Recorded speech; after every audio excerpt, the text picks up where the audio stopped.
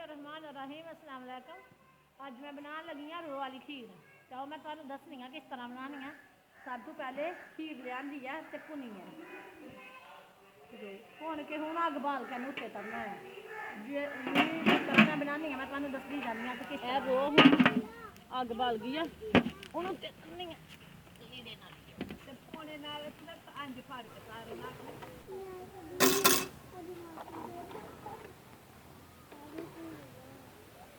मैल तो ला ली है रो तू हूँ ये चावल पाने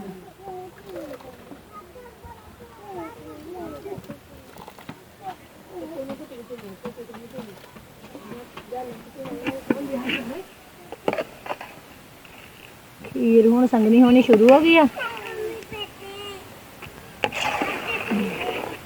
ये सही अद्धे घंटे की जरूरत है ये संगनी हुई तो फिर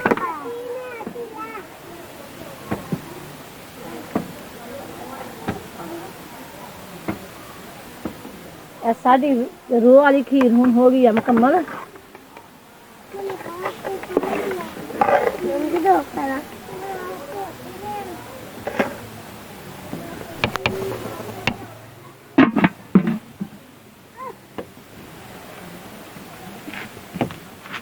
साड़ी रो वाली खीर हो गई हूँ मुकम्मल। हूँ बाद दसनी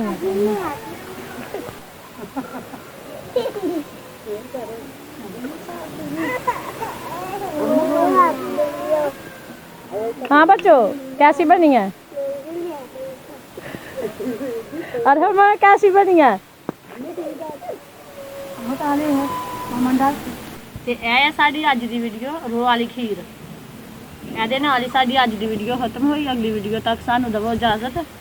ਨਾਲੇ ਅਗਰ ਤੁਹਾਨੂੰ ਸਾਡੀ ਵੀਡੀਓ ਅੱਛੀ ਲੱਗਦੀ ਹੈ ਤਾਂ ਸਬਸਕ੍ਰਾਈਬ ਜ਼ਰੂਰ ਕਰਿਓ। ਅੱਲਾ ਹਾਫਿਜ਼।